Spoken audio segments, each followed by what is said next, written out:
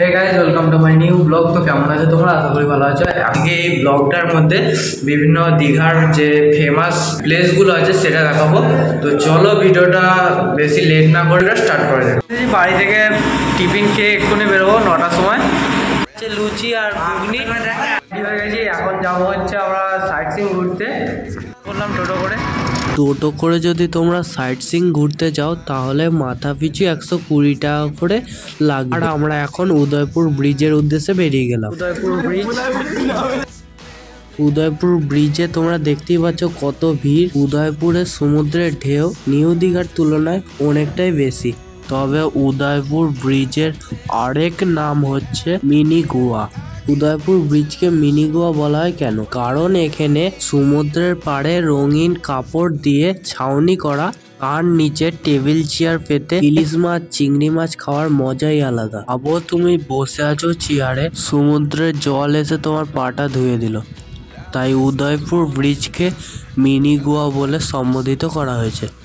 ঢালু আছে, তোমরা নিচে এসে দেখতে পাবে একটি টেবিলের মধ্যে বিভিন্ন রকমের মাছ পড়ে আছে, যেমন কমপ্লেট, সামুদ্রিক ক্যাংড়া, অক্টোপাস, চিংড়ি মাছ, ইলিশ মাছ, বিভিন্ন রকমের মাছ পড়ে আছে। তোমাদের যেটা পছন্দ হবে সেটা তুলে তোমরা এই ঘুমটিটায় রান্না করতে দিয়ে দেবে। তারপর এই টেবিলে বসে বসে তোমরা সমুদ্রের ঢেউ খেতে খেতে খাবে।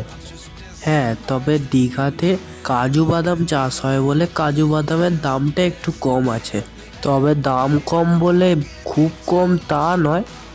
কাজু বাদামের 1 কেজির দাম প্রায় 600 টাকা থেকে শুরু, আর অতিরিক্ত রেট হচ্ছে 1200 টাকা পর্যন্ত।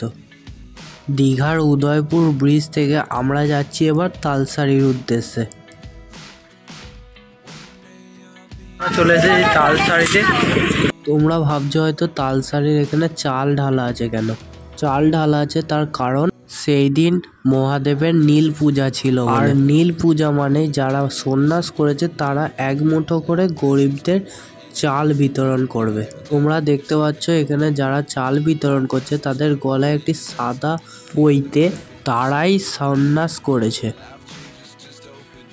তালসারিতে এসে তোমরা দেখতে পাবে অনেকেই সমুদ্রের পাড়ে স্নান করছে, তার পেছনেই প্রচুর ঝাউ গাছ। তালসারির সমুদ্রে এখানে কোনো রকম ঢেউ নেই। তোমরা যদি চাও তালসারিতে বোট রাইডিং করতে তবে তোমরাও বোট রাইডিং করতে পারবে।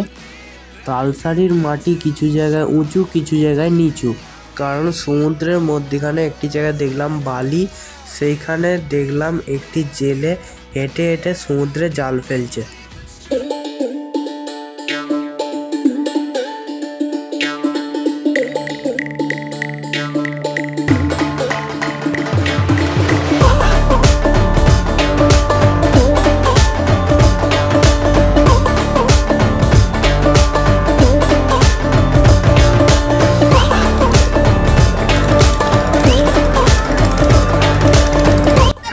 কিন্তু তালসারিতে একটু সমুদ্রের স্রোত নেই, আর এপার থেকে ওপারে একটা পাড় দেখা যাচ্ছে। এবার আমরা তালসারি থেকে দীঘার এক রাধা কৃষ্ণর মন্দিরের উদ্দেশ্যে যাত্রা করলাম।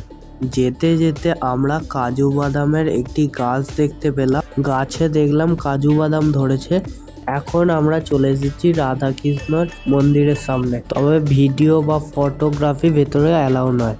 সেইখান থেকে আমরা চলে এলাম সরকারি কাজু বাদামের বাগানের উদ্দেশ্যে। তো এইটাই হচ্ছে কাজু বাদামের বাগান।